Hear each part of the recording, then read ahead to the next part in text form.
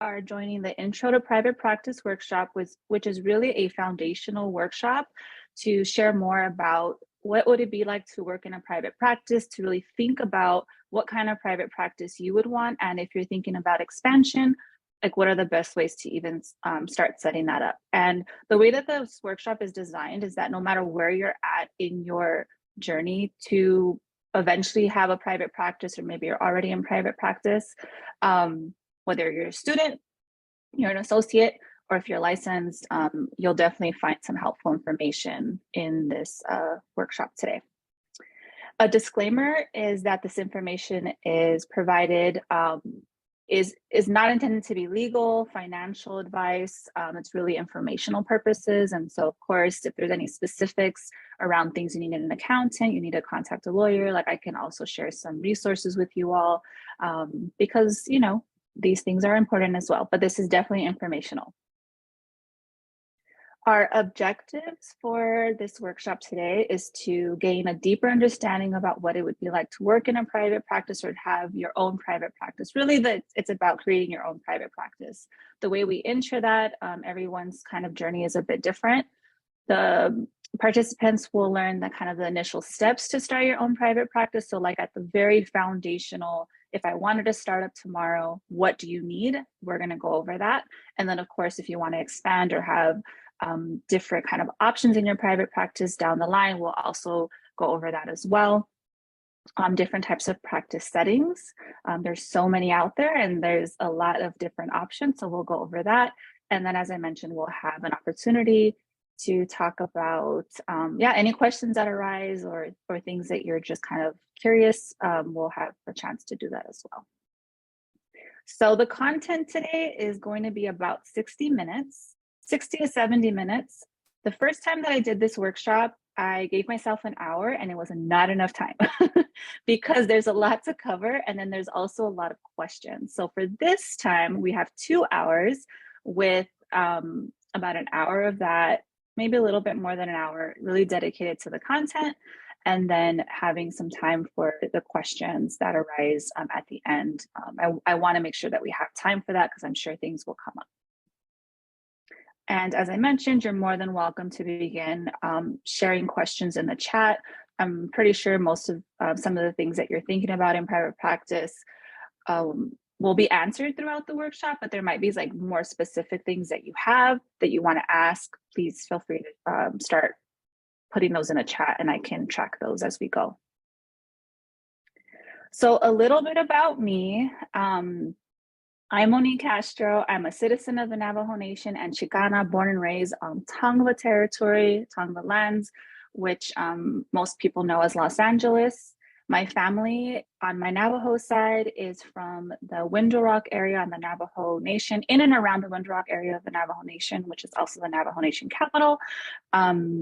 I would consider myself second generation off reservation. So my grandmother came to Los Angeles in the 50s or so, along with my grandfather. I also have family that's in El Paso, Texas, but our family's lineage really also comes from Mexico as well, the states of San Luis Potosí and Chihuahua. So that's a little bit about where my family and my background. I am a first generation high school graduate, first generation college graduate, so all the firsts here. So first generation business owner, and I do own 2 businesses, one being Indigenous Circle Wellness, which is my private practice. And I also own Monique Castro Coaching and Consulting, where I do my coaching and consulting work. And I co-founded 2 nonprofits here in California. And I'm a mother, and I've been working within my community my entire life, but I would say on a professional kind of basis was right out of college when I was about 23 years old.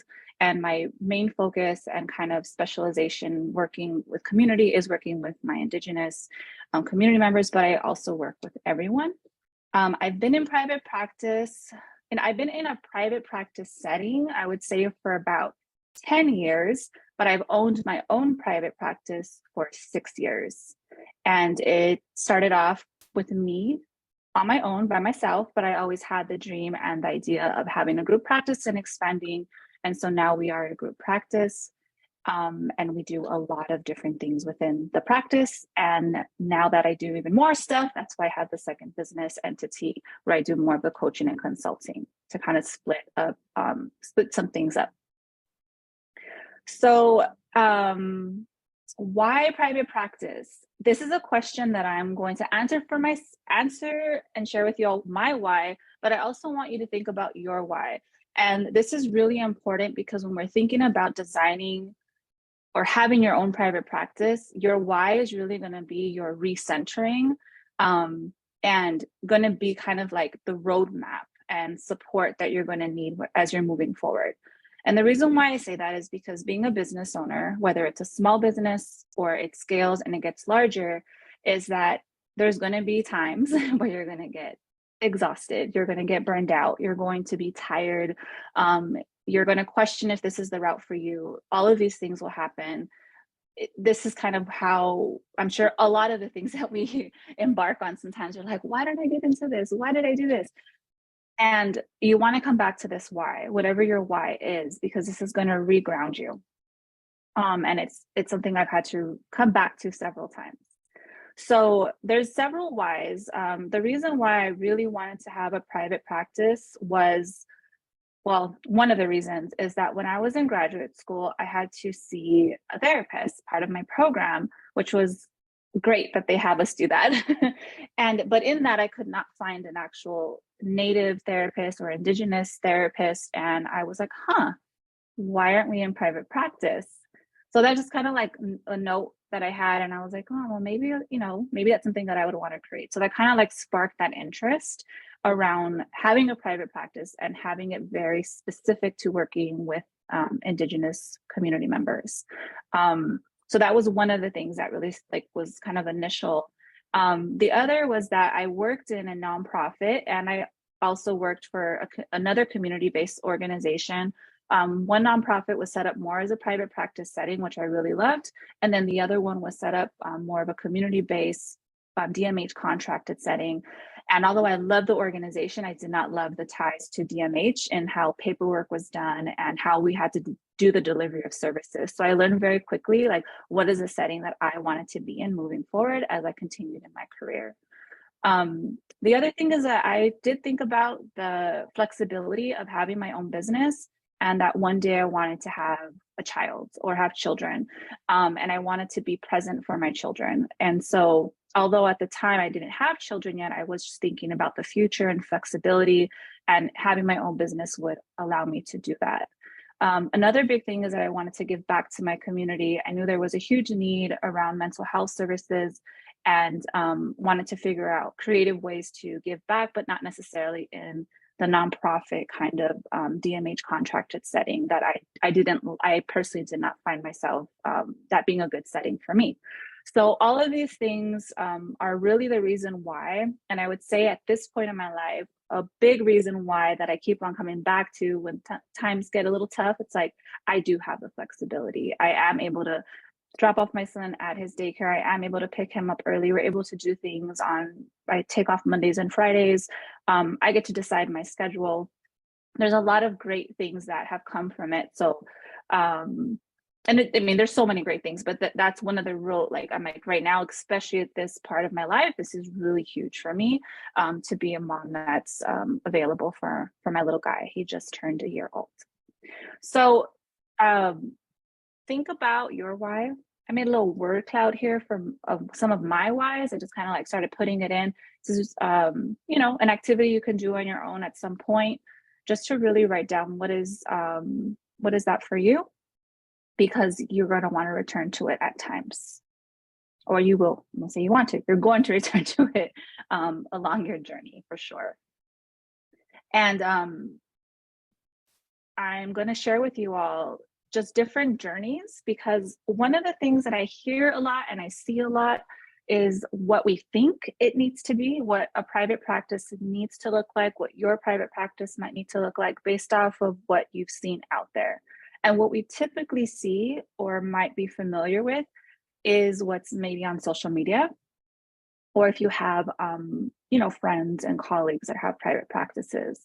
And really the truth of the matter is that you get to decide on what your practice looks like, how it's set up, who you serve, how much you charge. There's definitely some things that we have to consider around like the board, the state, and some requirements. But other than that, you really get to decide on what your business looks like, and what success looks like is really up to you. And again, going back to that why. So if it's having flexibility in your schedule and you're having that, that's success. If you want to make a lot of money, then you got to put up, you know, make sure you have the rates set up that way, and the way that your accounting and everything is set up, and you can, that it can be your success. For others, it's being able to work multiple different jobs because they like to diversify their income. So everybody's success is different, but you really get to create what that is and how that's set up. So I am going to share some examples of close friends and colleagues of mine, just to kind of see how different practices are set up, and things that you can consider in a private practice for yourself. So Natalia started off in community mental health and also working part-time at a university. And she now is full-time in her private practice, and she solely focuses on therapy now. And she's completely private pay in her private practice, and now is also 100% remote. So she does not have an office or any type of office overhead. And she's doing amazing. She also has several contracts with some nonprofit organizations who pay her directly to provide the therapy services to the clients within their organization. Natalia, when she started, as I mentioned, was working part-time, full-time for an organization, part-time for part-time with a university, teaching some courses. And then she joined actually Indigenous Circle Wellness as one of our first therapists to make it a group practice. And we were together for several years, and we actually now send her a ton of referrals. So Natalia is doing amazing. And one thing I do want to note about Natalia, she's not on any directories, and she doesn't have any directories, and she's not on social media. So even though she has an account, she doesn't post anything there, which again, there's this idea that you have to be on social media, you have to be in all these directories. Not necessarily. She's been able to do everything pretty much like through word of mouth and through her relationships with folks. Carlos is currently a full-time employee with the county in providing therapy in the county of Riverside, and he also has a part-time private practice every other Friday and weekends. I believe it's every other weekend that he sees his clients. So he does his therapy practice part-time. And his plans are that when he retires from the county, he is going to go into strictly private practice afterwards. So everything is already set up. And he does it from more of a hybrid model. So he subleases an office from another friend and my colleague, and he sees folks, you know, through the practice there. But he does it on the side for now. That is exactly how he wants it set up. So that's Carlos. He does not take any insurance either. He's completely private pay. Stephanie, actually I'm going to say Stephanie today. Stephanie's practice started off as a solo practice. She now has a group practice. I believe she has her second or third therapist that just joined us, and she has administrative help as well. Stephanie started off as private pay. She now takes some insurances, and she works mostly through telehealth, but she does have a location that she goes to a few times a week to see folks in person if they choose that. And yeah, Stephanie actually was a subleaser of us at our practice for the first year, and then she got her own office. Stephanie is also a mom, and so she has a lot of something that's really important to her is also the flexibility with her child. So a little bit about different practice kind of setups and success. They're all doing amazing and love the work that they're doing. And I believe Stephanie was also doing some assessments for an organization to diversify her income as well. I'm not sure if she's doing that now, but she was doing that at one point. So definitely different ways to set it up. So business design, there's a lot of things to consider in how you design your practice. Again, thinking about what your lifestyle is, how you want your lifestyle to be, whether that's time, money, capacity, if you want to diversify your income with therapy in private practice. So we'll go over that. Also the different kind of settings that you can potentially be in. Some of them you might be familiar with, some of them you might have never thought about, but folks are definitely in different types of work settings or creating their own work settings that are going to be ideal for maybe their clients and community that they're serving. So we'll go over some of that. Business design. So you can have a solo practice, which is just you yourself. You could always hire on some admin help as a solo practice, but usually this is going to be, very minimal. Primarily a solo practice is just going to be yourself. You can have a group practice, so yourself and hiring other therapists to join you. For a group practice, there's a business structure that needs to be established, and we'll go over that in a bit in several slides down the line around if you plan to scale your practice and have a group practice eventually. You can actually start that now, even if you're solo, and then have it set up so that when you decide, or if you ever plan on bringing anyone on, it can be a little bit more seamless that way. There's a partnership option. With the partnership, this could be like a group practice, or it can also be where there's just two shareholders, or pretty much two owners or multiple owners to create that partnership. And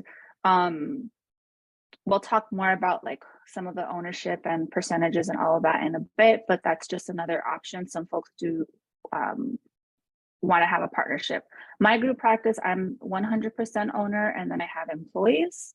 I know other group practices where there's 3 owners and they all have either similar amounts of ownership. And sometimes someone might have like 50% ownership and the other 2 might have 25 and 25. So there's different ways to have set that up. And then a collective I've seen this is also a great option where it could be where there's solo practitioners in, say, a space, and you all are sharing the space and then have a name for that space. And so it's more of a collective. The others is where I know a therapist in Riverside who she rents out her space, and so she adds them to kind of like her website as these are part of her collective of folks who have space within her office, but they're not necessarily therapists under her practice. She just highlights them as options since she's typically always very full. So there's different kind of ways to create a collective. It could be a group of therapists that are coming together. It could be a group practice where there's several groups. So there are different specializations. I've seen that as well. So that's something to consider. Full-time, if you're going to be in private practice on a full-time basis, and full-time can also, if you're in a solo practice, full-time can be really what that means. That could be how you set that up. So usually we think of full-time, we think of like 40 hours a week. That doesn't necessarily mean full-time in private practice, because you have the clients that you're seeing, and then you also may have notes and administrative tasks. So full-time can be, maybe you're spending most or all of your time in your practice. That could be 20 clients a week, and then the other time, maybe 5-10 hours you're using towards admin time. So you kind of get to decide that.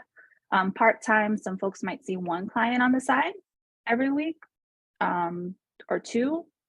And that could be part-time, or it can be like myself. I consider myself part-time therapist right now because I only see 3 clients, because most of my focus right now is more on my other business and also managing the practice. So I see clients on a part-time basis, but I work full-time. Some folks also do seasonal work. So if let's just say summertime, right? kids, maybe you work with kids and you maybe just do like a summer program where you're providing therapy, either one-on-one therapy, maybe it's group therapy. So you can also do it where you just do it seasonally. It doesn't have to be ongoing throughout the year. And of course, you could select certain days and times.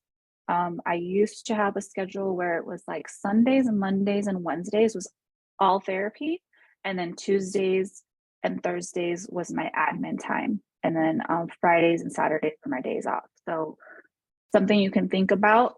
This might depend on the clients that you're serving, again, your own schedule and desires. And I think for me over time, I just got burned out of Sundays, and my therapy days now are actually Tuesdays and Wednesdays. So, you know, life changes, things happen, but you can make those arrangements as at your leisure.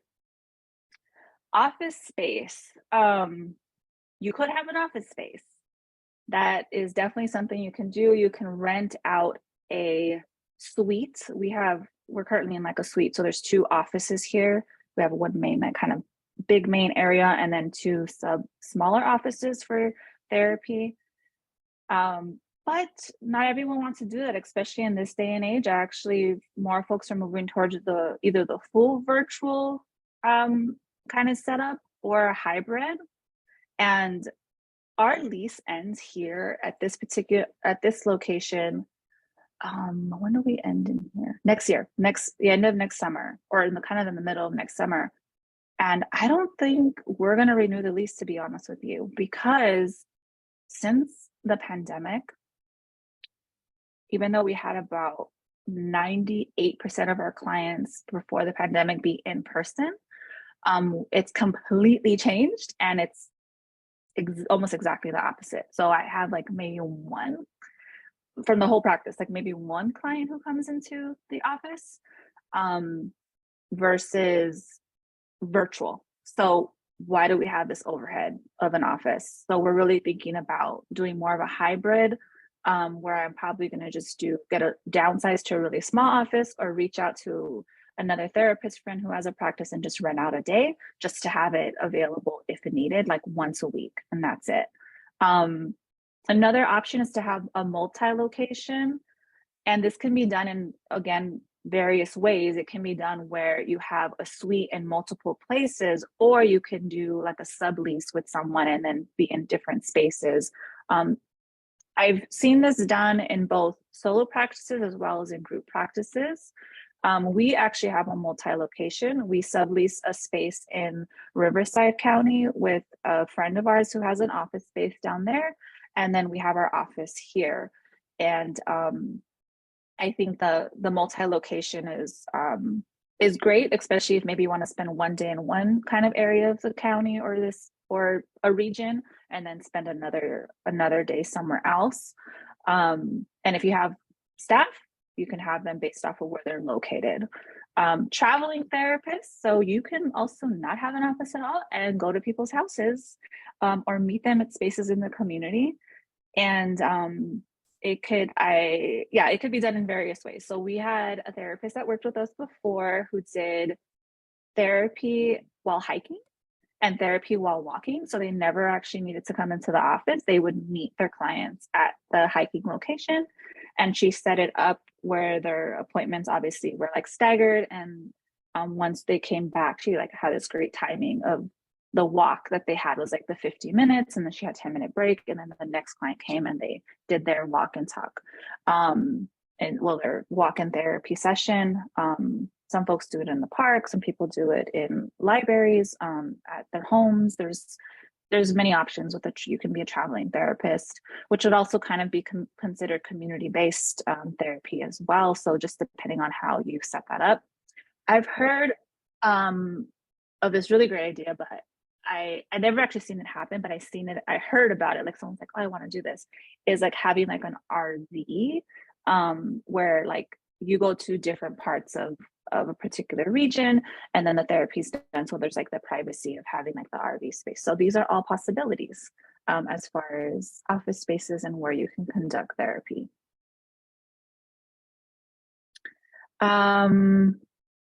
Oh, I see the question there about the businesses, and I'll answer more of that in a bit. Um, and for some states, you do have to do this. You have to separate the businesses. So, continuing with the business design is service offerings. So, as therapists or as mental health providers or any type of provider, that might be one of your services. It can be therapy. Most people going into private practice are thinking about providing therapy service, but you don't actually have to do just that, or you don't have to do therapy at all. You can have your private practice or your business set up just to offer workshops or trainings that are mental health related. Some people do this where they do therapy maybe in the community mental health setting that they're working in, or at the university setting that they're working, whatever setting that might be, but they might not be able to do the workshops and trainings. And this is where they plan to do it, is in their own business on the side because they really love it and they want to offer this. So that is definitely something you can do. But you want to think about that. Like, what are your service offerings?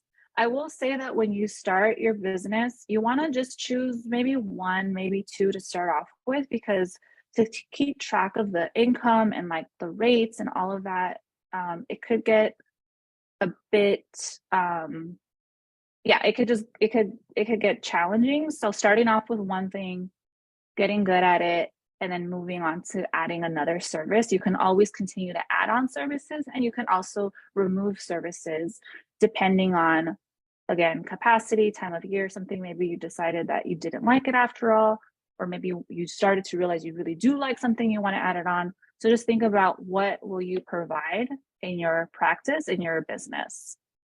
What will you charge and how will you accept payments? In its simplest form, you can charge whatever you like. You can charge $5, you can charge $500.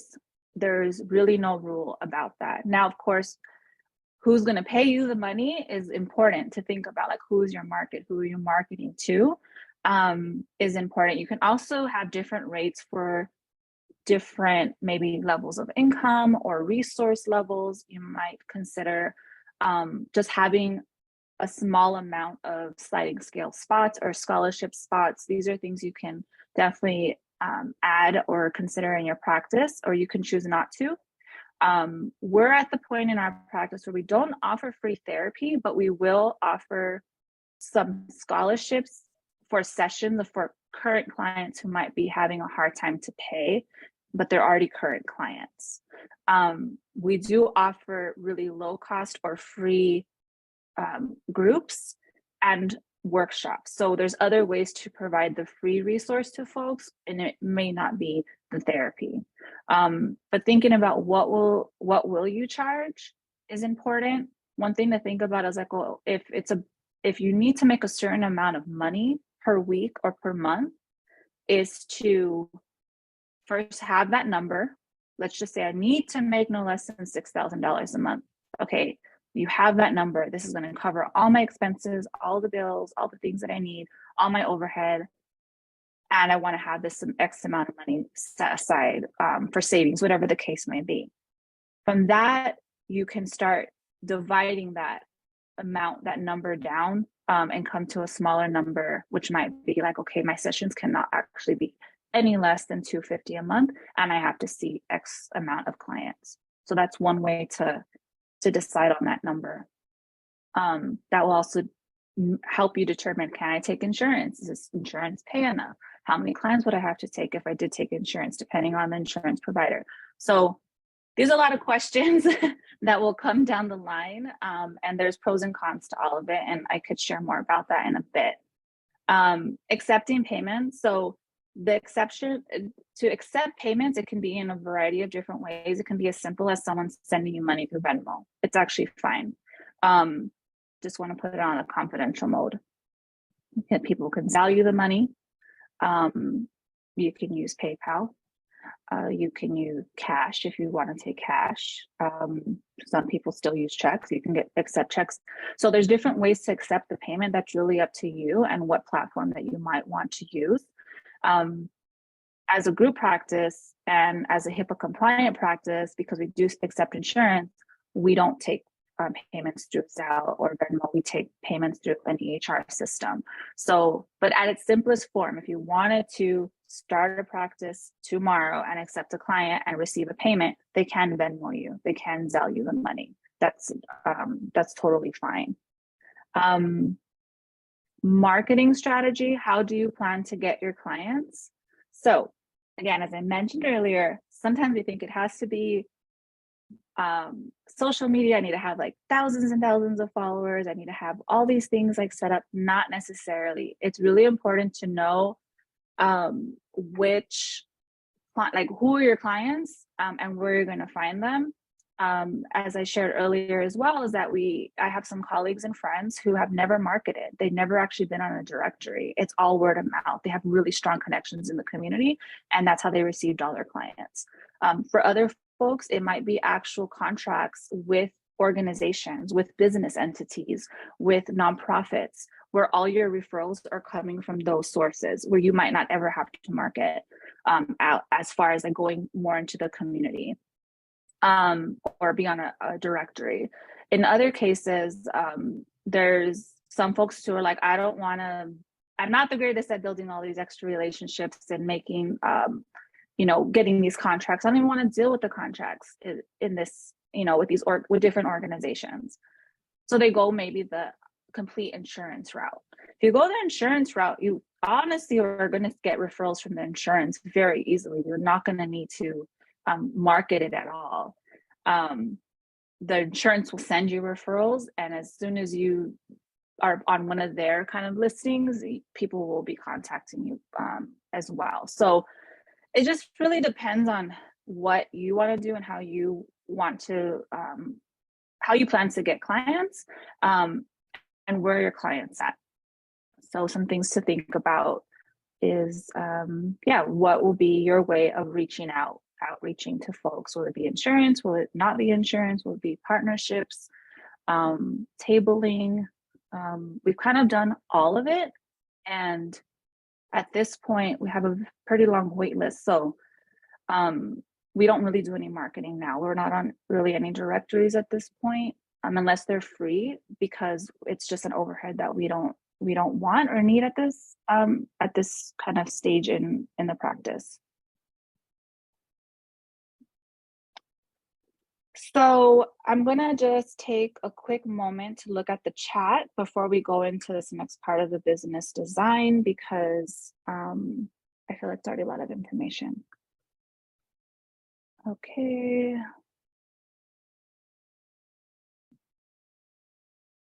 Okay, that's a good question for the kind of like non-typical forms of therapy. Yes, you would want to create like a form. There's no like have to's here with it. You can also do it verbally, but I always like to do things by paper. So have it like signed either electronically, just indicating that this is the type of therapy that I provide. So I provide therapy in various settings. You can kind of have like maybe like a blanket kind of document where it says we may have therapy in different settings, like that they're agreeing to this, and that what potential risks kind of come with that, which is, confidentiality. Like you know that if we're walking and talking, there might be other people, right, around. So it's just that they're aware of that, and you're letting them know that this is the type of setting that they're in. It's the same way that when we're working, if for folks who might have worked in like other kind of community mental health settings, I used to drive clients a lot, and so they just had to sign a waiver that I'd be driving them. So the same thing is like just letting them know like they're consenting to doing therapy in this way. And of course, there's ways to minimize the kind of the confidentiality part, or make sure that it's more confidential in certain spaces if you're going to be like doing like a walking therapy. But having something on file would be really helpful. EHRs that take payments, all of them take payments. So I use Simple Practice, there's Theranos, there's Therapy Notes, and they all have integrations with, they should have it. Well, I can't speak for all of them. I can speak for the one I use. There's an integration with it's Stripe, the EHR. And now the EHR is an electronic health record system, and I'll talk more about that towards the end of what that is and how it can be really helpful in your practice. So business design. So one of the things you want to think about is like the business type. Is it going to be a solo practice or like a sole proprietorship, or are you going to have employees eventually, either now or in the future? So I'll go over more about the business kind of structures and the name requirements. There are name requirements depending on your state and licensing board. I am going to share a lot of examples around California because that's where I'm licensed, and I can give a lot more examples of how that's set up, but it is very dependent on the state and your board, your state board for your licensing. The two places that you want to check a business name, one, to see if you have a business name in mind and you're not sure if it's already taken, is go to your state's Secretary of State website and go to the business search. Type in the name that you're thinking of, and names, if there are other businesses with that name, will pop up. If it's taken, you cannot have that name. But that's how you'll find out if you go to the Secretary of State website for your state and search a business. The other thing you want to check around the name is a licensing board website. So in California, it's the Board of Behavioral Sciences, the statutes and regulations for your license type. So I'm a licensed marriage and family therapist. There is a section in there that will I'll say it very clearly, but it doesn't very clearly. You have to like kind of like read through between the lines there. It does state what are the requirements of a business name when you're a licensed marriage and family therapist. And I have an example in a few slides down, so I'll share that. But these are the two places that you want to check, because the way that your name has to be set up for as a business entity, if you're planning, even if it's a solo practice, but you want to have a fictitious name like a DBA, there's some requirements there's some requirements, and it's very particular to healthcare professionals or professionals like ourselves who hold licenses. So in the state of California, you can have one of two types of business kind of setups for a private practice as an allied healthcare professional. And as mental health care providers, this is where we fit into. A sole proprietor, again, is just you and yourself. In its simplest form, Monique Castro can provide therapy under my name. I don't need to have a DBA. I don't need to have a fictitious, I don't need to submit a fictitious name statement. I can use my social security. There's nothing I need to do. I am providing therapy as one person, no employees. That is totally possible as a sole proprietor, and this is quite perfectly fine, honestly, I believe, in any state across the country. Now, where it can get a little bit more complicated and complex here is in the state of California. As an allied healthcare professional, we have to establish a corporation or and even more specifically an S Corp. And this is if we're planning to expand, if we want to have a separate EIN as a business, if we were trying to develop an entire separate business entity from ourselves. So as a sole proprietor, you are not separate from your business. It's all connected. There's no separation. You can do business things under your name, but everything is connected to you. As a corporation, this is going to be a completely separate entity from yourself. It's going to have its own name, its own EIN number, its own line of credit, its own bank accounts. Like, it's literally, if you think about it, as a completely separate thing from you. You are the owner of the corporation, but you aren't. The corporation is separate. Now, with a corporation in the state of California, there are some very specifics around the name. And again, I'm going to hold off because it gets even more interesting.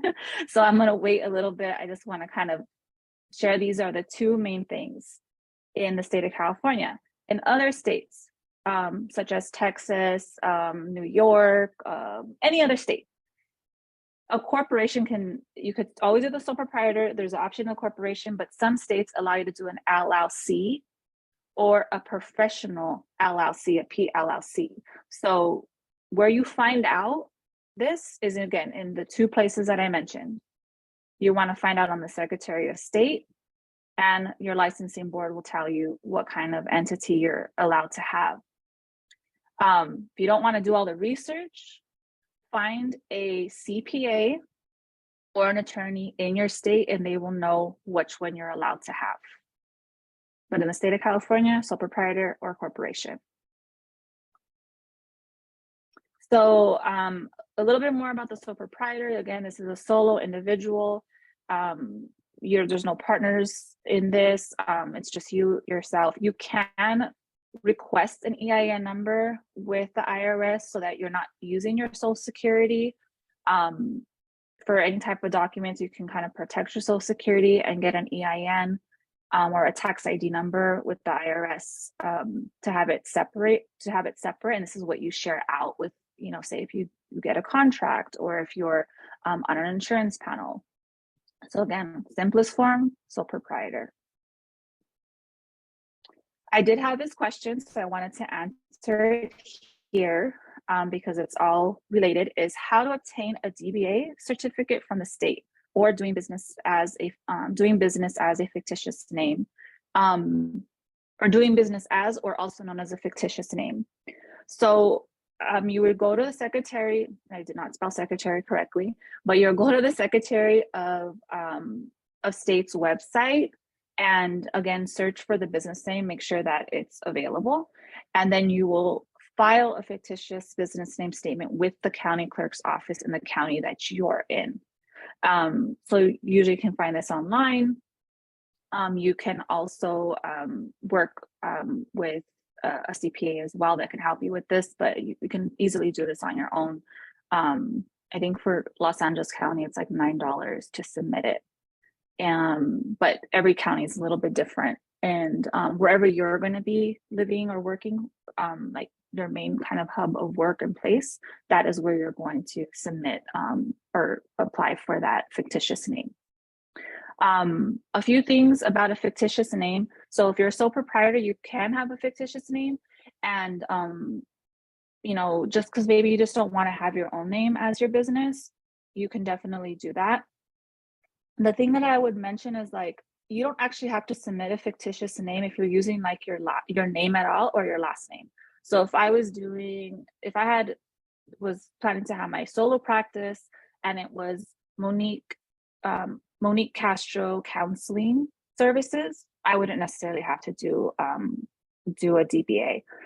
But if I was going to do anything else, I don't know, Indigenous Circle Wellness, I would have to have a different name submitted or placed with the Secretary of State and the county. We'll get that with the county clerk's office. Corporation. Okay, I'm gonna take a deep breath because the corporation can be a bit complicated, but with a lot of these things, you do it once and you don't have to do it again. A corporation. In the state of California, as I mentioned, you have to have a corporation if you're planning to expand in any ways. You're going to have any employees. Mostly if you're going to have employees, and if you want to have an entity that is separate from yourself, this is really, I think, advisable, especially if you own property. Because as a sole proprietor, not that any of us want to get sued or anything like that, but it's possible. As a sole proprietor, it's all connected. As a corporation, it's a separate entity. The corporation would get the lawsuit, not you. So a lot of your own personal assets are protected. So I do think ultimately, it's a good idea to get a corporation. There's also tax benefits with it as well. There's more tax write-offs, more opportunities for different things as well. So as a corporation, as an allied healthcare professional, it'd be considered a professional corporation. It'll be a tax status as an S corp, and you would get your own tax ID number with it. As a therapist, you would need to have ownership of 51% or more. So a licensed therapist of a professional corporation such as a therapy practice has to be 51% or more ownership of the licensed professional. So say, for example, whatever the case is, one person needs to be 51% ownership if they're holding the license. As I mentioned, I'm 100% ownership in my business. And so that's how we have it set up. If you are in a marriage, you do not necessarily need to add your partner on to that. There's a whole lot of other things to consider with that, but nonetheless, sometimes like people who are married, they want to have like the therapist is the 51% and then the non-therapist person wants to be in the ownership. You can do that. It just makes things a little bit more complicated. But anyways, 51% or more. A corporation or an S corp, in this case, is ideal for growth and expansion. Like I mentioned, you'll be able to get credit. You'll be able to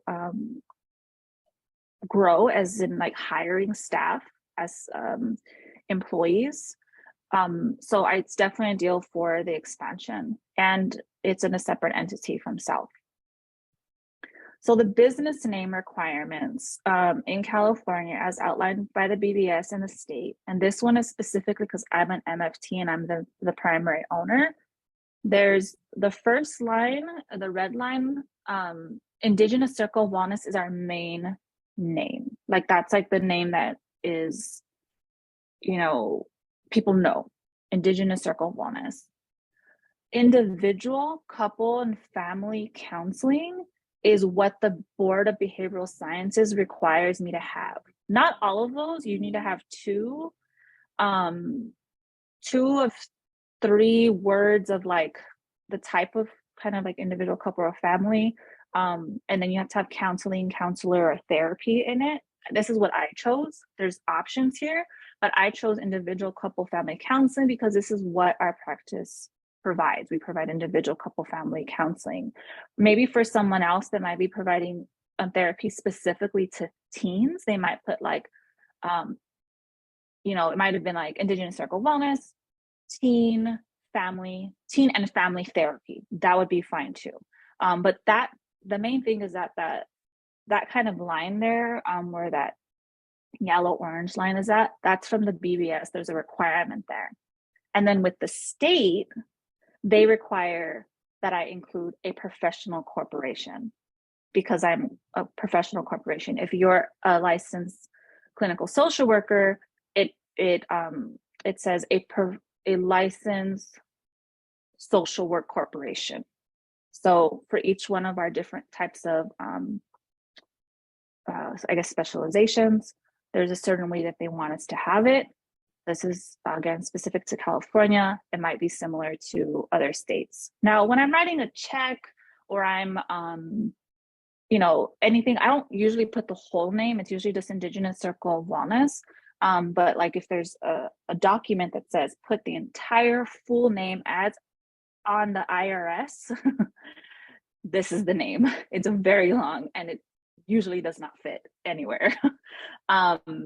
But that is what the requirement is. So just something to think about, whatever state you're in, is that there's some very specifics around the business name.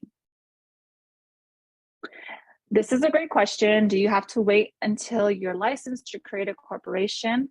No, I started my corporation before I was licensed. Now, what you do need to be licensed for is to actually provide the service to that corporation.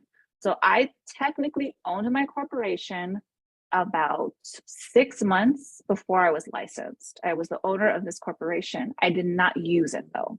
I did not see any clients under that corporation until the day I was licensed. Until my license hit the state website is actually, I think the next day is when I seen my first client under that business entity or under my business entity. Can you go from a sole proprietor to an S Corp? Yes. And you can keep the same name. So if you have a sole proprietor and you did a DBA, you can transfer that name over to your S Corp. LLC, I kind of mentioned this earlier. So this may be okay in other states, but not in California. So if you are working with someone, maybe a CPA or an attorney who is helping you do the formation of a business entity, or maybe you're doing it on your own, because you can do it on your own. It's a lot more steps, but you can definitely do it on your own. An LLC is not okay. So do not do an LLC. I've seen this happen before, and you have to like pretty much you can't use it. It's illegal to use it. So just make sure in your state, wherever you're at, that like what is the correct business entity you're able to use, or the formation of that business. But just for anyone in California, definitely no LLCs for therapy. Therapy or any type of like professional service, like attorneys, for example, in California also don't use LLCs. They are corporations.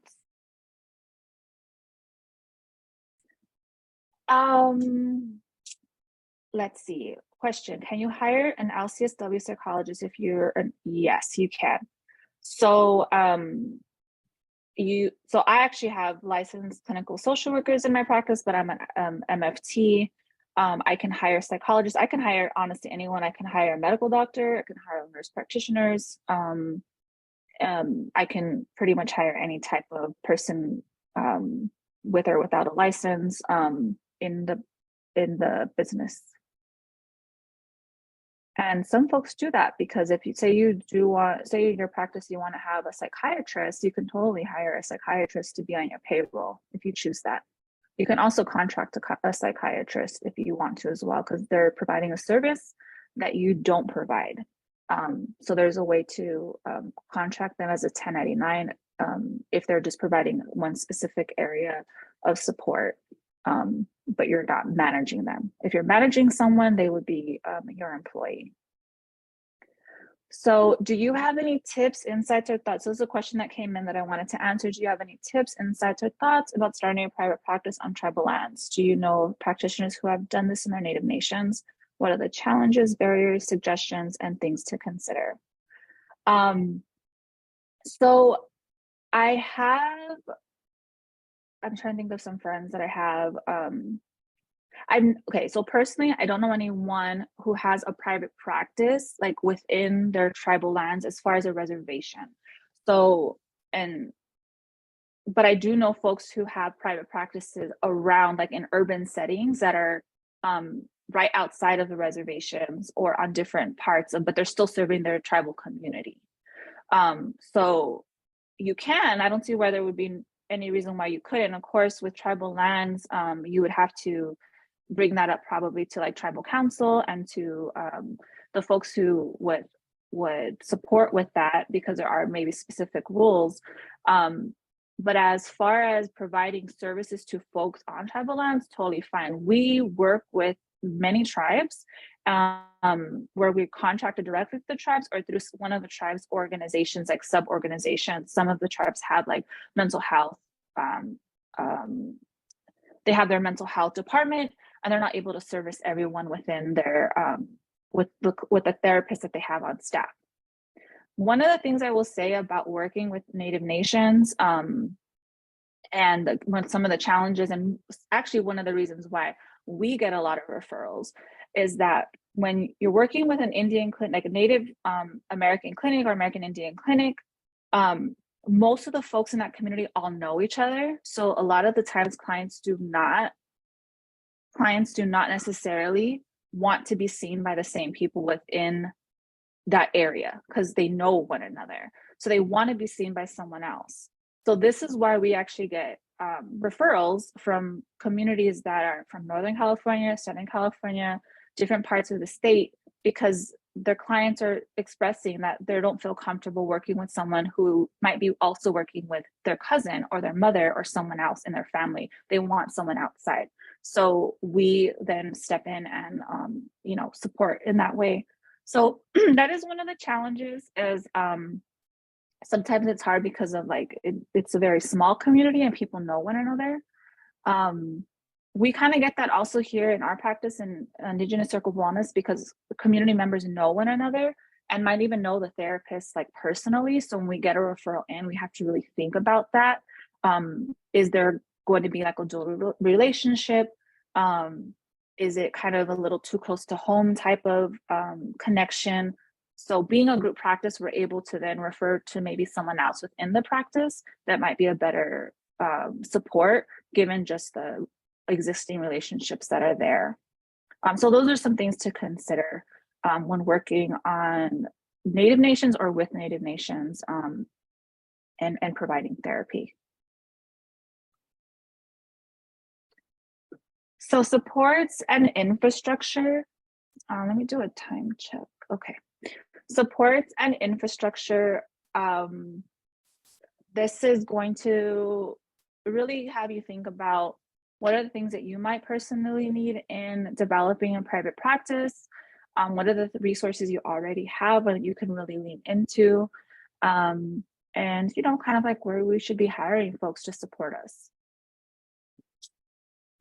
So some supports we have.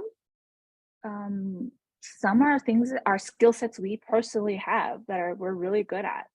And some of them are our friends, our closest friends, family, and community. When I first started my practice, I reached out to my cousin who's a great writer.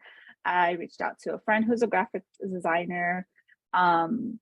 I have another friend who's an accountant. I just really brought in all my resources and started asking a lot of questions because these are the areas of their expertise. I came in as a therapist with no business background, right?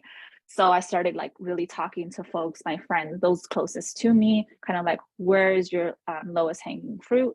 This is where you want to get your support from. Some we pray for, some, and I say this because, some we pay for. The first one is we pay for. So some things we're just going to have to pay for it. It's an investment. At some point in my work, I was I have so many transactions coming in and out of the practice at this point. I can't keep track. I needed to hire a bookkeeper, right? So at different parts of your journey, you're going to need to pay. I also have, along with my journey, have had different coaches.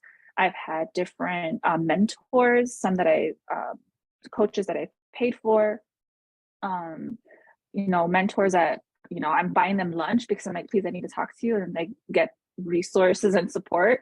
So there's going to be an investment. Some that we pray for.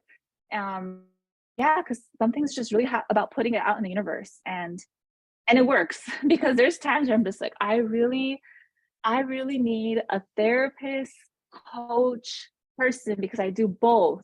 I need to find someone in the world who does both. I know there's someone out there, and voila, there was a person out there I found through social media, and now I'm in a coaching program, and it's amazing. And I finally found what I was looking for, and I seriously did pray for them. And then the search, right? So there's a lot of resources out there. We can Google search things. There's things on the internet. Just kind of reaching out to people, kind of filling it out. There's a lot out there, but the main thing here is that we need support. We cannot do this alone. It's a lot of work. It's a lot of work, but also it's totally worth it as well. So hiring support. So I've shared with you that I have a coach. I also have a therapist. I have an accountant, a bookkeeper. I've had assistants. I now have a director of operations. So she takes care of so much of the practice, all of the admin work. Some things that we don't think about is a grocery delivery service or someone that's going to do these things for us. household help, childcare, graphic designer. And I mentioned like the grocery and household help because as a business owner, if you have to really weigh out things, right?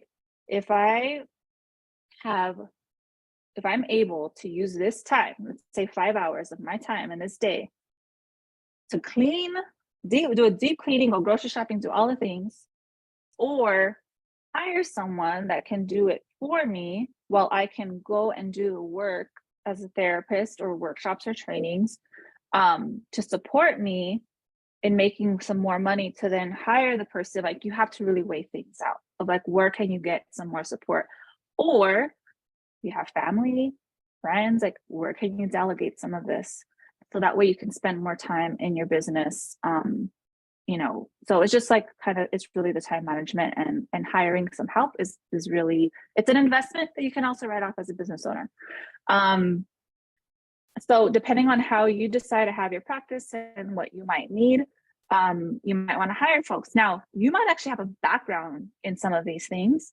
You might not need to hire them because you're really good at it, or you can train someone to do it for you. You hire an assistant and you can train them to be the bookkeeper or the accountant that does that back end work. You want to really lean into your strengths. Although we are therapists, many of us have had other work environments that we've been in, or we have just different positions, or even skills that we bring from our home, from our childhood, whatever the case may be. You want to really lean into these strengths. How do you know what your strengths are? Ask a friend. Ask a friend what they feel like you're really good at. Even if you're not sure what that is for you, ask them also what you're not good at. So if a friend's like, you know what, I love you, but you are always late to everything. Like you're seriously over it. It's like, okay, well then your time management is off. You might want to work on that. You're going to need that time management in your business, right? Or they said, well, you're not really organized with, your paperwork is always disorganized. That's some good feedback, because guess what? As a business owner, you're going to have really organized documentation, really organized accounting. You're going to have to be very organized. So if that's an area that you're not the greatest in, you can start working on it now. Now, if you are really great in it, perfect. That will be helpful. So ask a friend, a partner, colleagues, like what are you good at, and lean into them. And the things you're not good at, I would say start working on. And I'm going to share with you all like kind of the top areas that you're going to need in a small business, and especially as a business that will grow. But yeah, we all have life experiences, previous jobs, trainings, education, natural talents and gifts. You want to really lean into them. You don't have to do it all. Again, we might see that people are doing certain things and we're like, oh, I have to do that too. So I'll give you an example. Some folks do blogging because they're great writers, and the blogging also gets them more clients to come to their website. It is the kind of the entry point into like their website or to get services with them. But if you're not someone that enjoys writing, or even if you're not good at, or maybe I don't want to do it, don't do it. Do what you're good at and stick to that. I don't enjoy the writing part. So I used to think like, oh my God, I have to do a blog. How am I going to get clients? I need to market myself this way. But no, I've gotten plenty of clients with never having to write anything. I'm much better at doing interviews, workshops, trainings, and being in community. So that's what I do. I do more of that.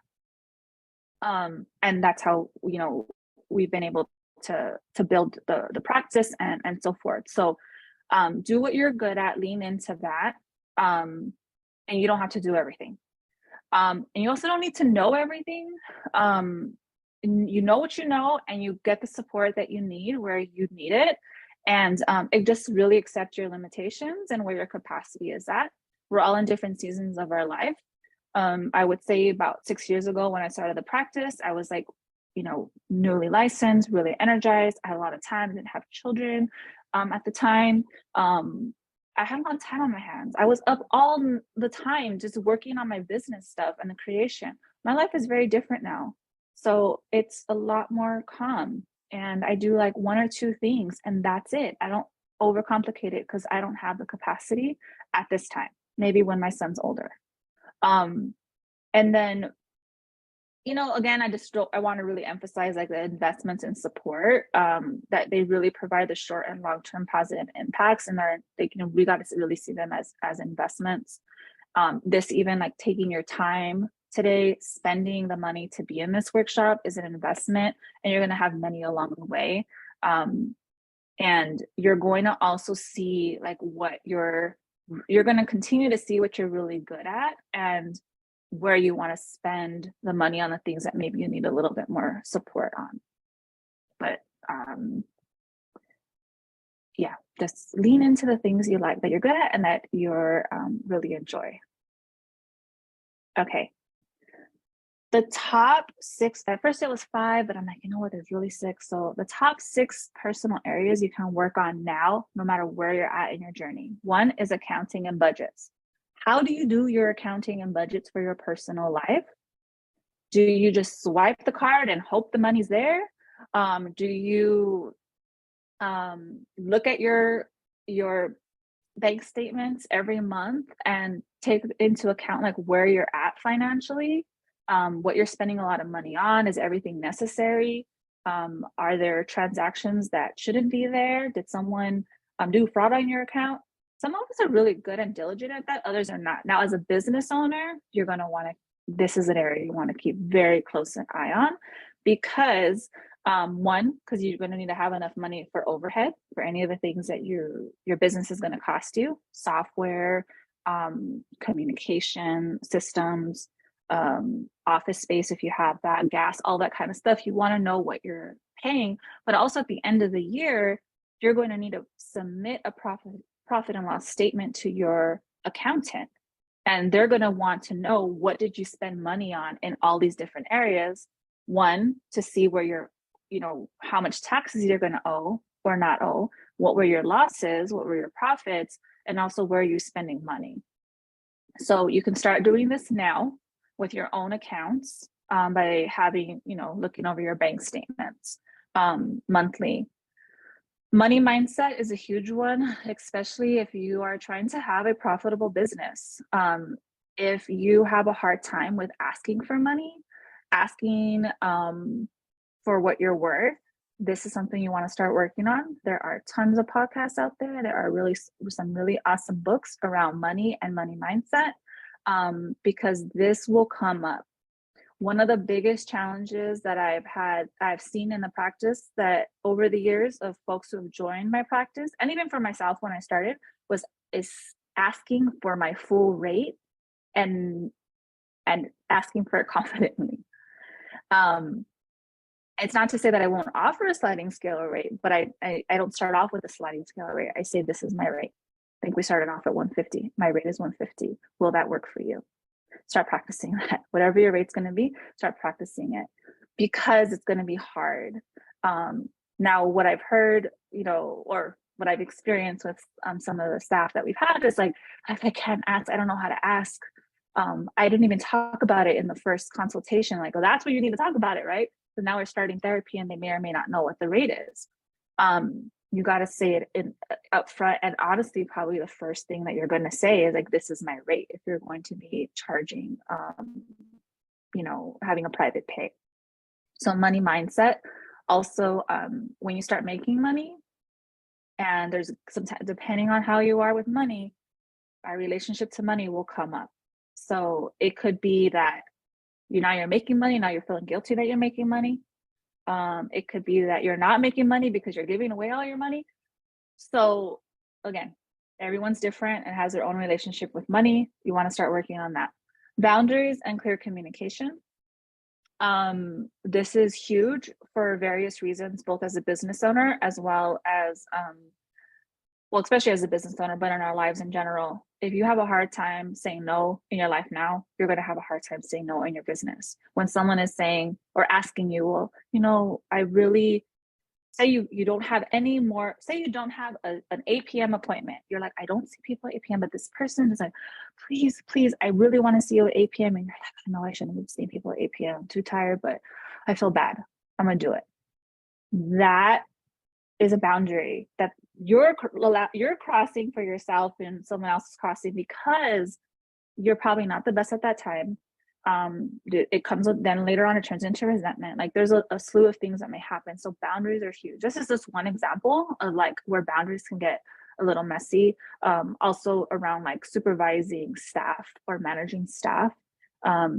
If you start letting your boundaries kind of slide, you're gonna have a hard time also in that as well. So just think about for yourself again. Everyone's different with their boundaries and their communication. So working on what you need to work on is going to be really helpful in having a business. Systems. We are in a day or how would I say this? A day and age today in this world.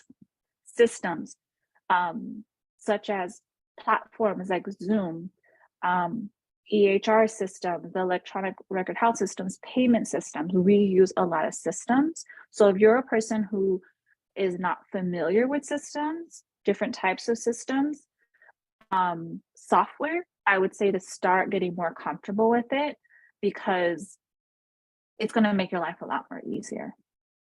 So, you know, thinking of software and just different systems that you're familiar with, that's great. If there's some that you're maybe you're really scared of technology, I would say to start getting more comfortable with it. Delegating is huge for various reasons because as a business owner, you're going to need to ask for help and also and let people know what you need. So you can start this at home in your own lives around delegating different tasks. So you're not doing everything because it can get really, you can end up having getting really burned out very easily. And now that I have, or when I started having staff, I need to learn to start delegating certain tasks. If you're in a position already at work where you delegate, this might not be an area you need to work on, but if you're not used to delegating, you're the kind of person, well, I'll just do it myself. I know how to do it. It's going to be challenging because you cannot do it all. And then understand and just know your leadership style, because when you know your leadership style, when you're hiring other people or working with other people, this is going to be huge on like kind of how well are you going to work together. I work really well with folks who don't need a lot of support and they don't ask a ton of questions. Of course, when someone's first starting, there's a lot of questions. That's not what I mean. I don't micromanage. That's a better way to say it. I do not micromanage. I trust my staff. We have certain expectations, the ways, we have our core values of the practice. Everyone's trained up front, but afterwards they're on their own. I'm not asking them, calling them, where are you at? I don't need to know what time they clocked in or clocked out. I don't micromanage. And my leadership style is very, I don't know what would be, I forget the type that there's an assessment online that I did and it tells you kind of like the type, but in a nutshell, it's very open. And I'm the kind of leader that is like, I trust you. I'm very trusting, but I also have to have people on my team that I can trust, that I know that are going to get the work done and that they don't need me to be checking in on them regularly. The staff always know they can call me or text me at any point. And when they do, it's usually something they can't figure out themselves. Rarely are they just asking me for, permission for something. I'm like, so anyways, that's just something to think about, your leadership style. And that also helps with like who's going to work best with you as well. If you plan to have employees at some point. So steps to get started. The steps, if you're a student, you can start volunteering in a private practice, maybe supporting a private practice that you're interested in maybe working in the future. You're just like really interested in and how they're setting things up. You can volunteer like to maybe do tabling for them or help them organize, whatever the case might be. But working in a private setting as a volunteer when you're a student, because as a student, you can't get paid to do therapy. in a private practice setting, but you can support on the back end of things just to kind of get your feet in the door there. If you're pre-licensed, if you're an associate or pre-licensed, you can work in a private setting under a licensed therapist. So you can get a supervisor in a private practice setting. That would be really great and helpful. Usually you can accept insurance when you're pre-licensed, but this is a great time to start learning how to ask for the funds up front, like ask for that they're for the fee and then receiving the fee, because that's a whole transaction that can be uncomfortable and people really need to kind of like build that muscle. It's a great place to start building relationships, and you can start designing your business at this point, and you can start forming the S Corp if you'd like, and own that S Corp. You just cannot practice under it, but you can technically have it ready to go when you're licensed.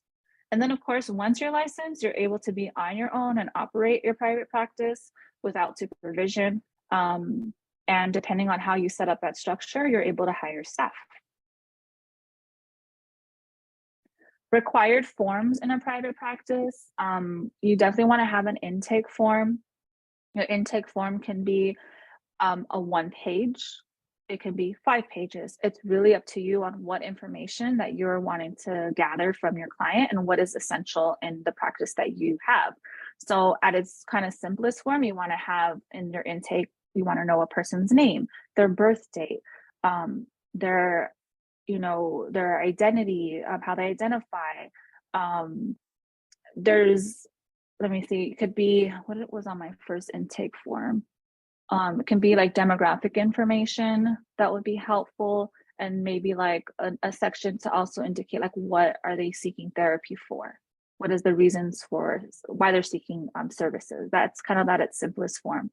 But you can always ask a lot more questions on an intake form if you need to gather more information to provide the best service to them.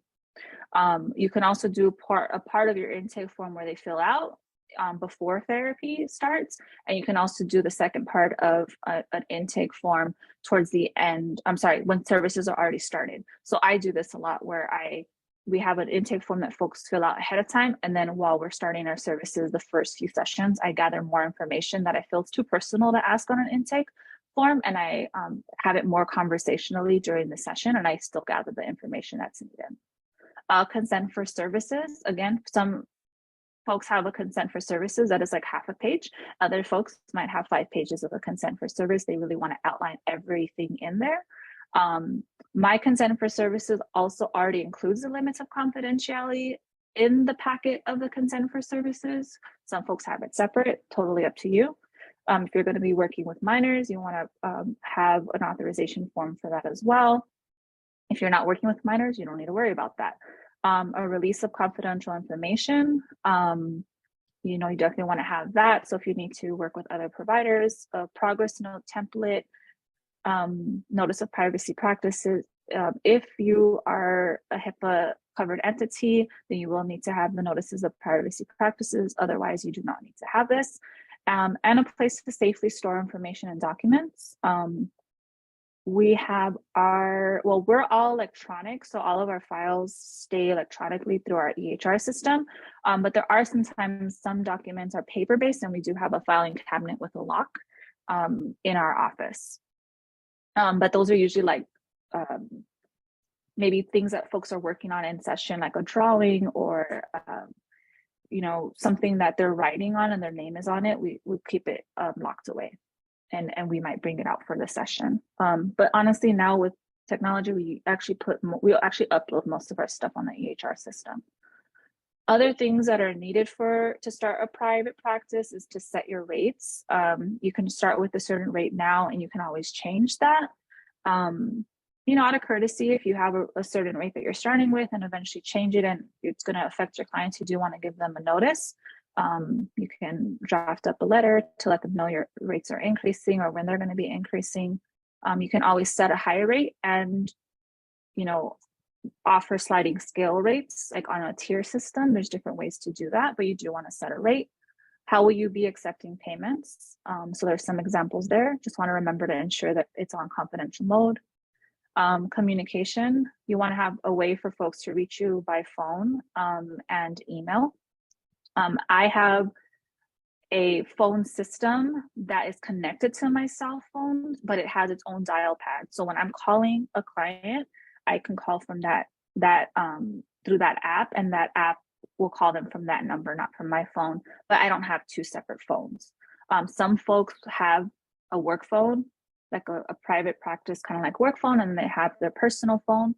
The way that I've done it, trying to save money, time, and additional resources, and I don't want to walk around with two phones all the time. There's different like integrations that you can do that way, that are also HIPAA compliant. And then you want to have an email that's really for your practice as well. Electronic health record system, we shared about this a little bit earlier, but what this is a system where all the everything is really centralized. With the one that I use, which is Simple Practice, and I believe Theranos and Therapy Notes does the same things, and there's definitely others out there, is that everything is done through this system. It's all HIPAA compliant and secure. And what it is that clients can book their first consultation. Their entire clinical record is in the system. There's different levels of access depending on staff's kind of like authority or authorization needs, I guess, if you're more than just a solo practice. All the forms are filled out through here and signed. Payments are received through here. So with Simple Practice, there's an integration with the Stripe system. So when they put a credit card on file, I'm able to take payment through Stripe. I really do recommend an electronic health record system if you are going to have anywhere more than 5 to 8 clients, because it's going to save you a lot of time and energy, because it does things like sends appointment reminders. So your cancellations will be very minimal. Once I switched from not having, like, doing everything kind of paper-based to having an electronic record system, it was so worth the investment because I had less cancellations. More folks were able to sign all the documents ahead of time. We weren't using the time during the session to do it. It really helped to have electronic health record system, but the investment might not be worth it unless you're going to be seeing more than 5 to 8 clients a week, because it's easy to manage just a few clients without this kind of system. Okay, so I'm going to wrap up. We're pretty much towards the end here, and then we're going to have an opportunity to ask questions. This was a great question that I had from someone that submitted this one, but I just broke it up into 3 different bullet points to help myself organize it. So creating decolonized and also BBS compliant informed consent and other required forms. So you get to decide on how your forms are created and what questions are asked and how you're asking them. So I could share, I don't have an example right now to share with you all. Well, I do. Let me try to see. So in our EHR system, it does have the informed consent. The way that our informed consent is, it lets people know like what is our practice, kind of what the focus is, and what to expect in working with a therapist in our practice. There's certain things in an informed consent as well as in the intake questions that I mentioned that I will not ask because I feel like they're way too personal, that I won't ask during an intake form. So one of those questions might be like, can you share with me any recent or past trauma? I just feel like that needs to be done in a therapy room, and give that opportunity to talk with that client about, is this a good time for us to talk about it? Or is that something we're going to work on later on in therapy? Do you just want to share with me if you've had a trauma experience, versus having them type it out and it's like, they might not be ready to share that yet, right? So those are some things that you get to decide of when, at what point you want to ask in or inform someone about how your practice is set up. As I mentioned, one of the things that I did not like working in one setting was that we asked so many questions, so many invasive questions on like the first session. It was really uncomfortable for me. And working with Native community members, I was like, I cannot be asking this, especially in the first the first session. They don't know me. I don't know them yet. Like, this does not feel right. So as a private practice, I've made it a point that we gather information over the course of a month or two. We're not needing to get all the information at once. This is how we structure the practice, and kind of like the way we've designed it, so that people are not feeling like overwhelmed, and the therapists also are asking questions that maybe they shouldn't be asking right off the bat. So being culturally sensitive. So developing cancellation and practice policies from a community care perspective, considerations on different stages for making care accessible, including, or an example, insurance sliding scale.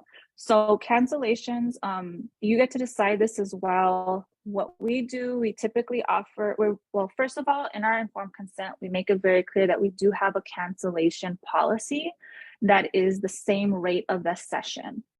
And that's because they're paying for the time that's allotted for them. We make it clear in the paperwork, and we reiterate that during our appointments. In our notifications, like reminders, it's also they're also notified that if they cancel within 24 hours, or they cancel, they have like a 24-hour cancellation time. And if they cancel in that point, then we would charge them, with the exception of emergencies.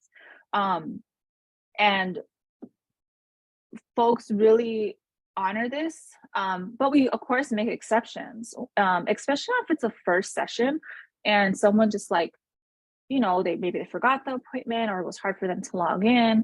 We're not going to necessarily charge them. So you get to decide that. Some folks don't have a cancellation policy at all. I don't recommend that. I do recommend that you have one. What you charge for that cancellation is completely up to you.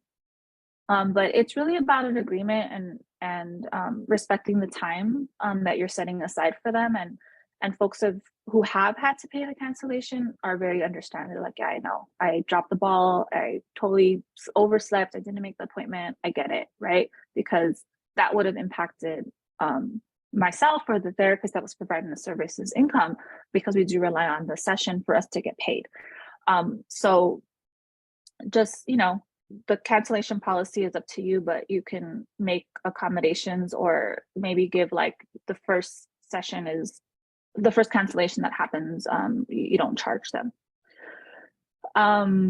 Insurance and sliding scale. So you can take insurance. I will say for our practice, what we've done is with insurance is that we didn't start taking insurance until about a year and a half ago, or maybe it was only been a year.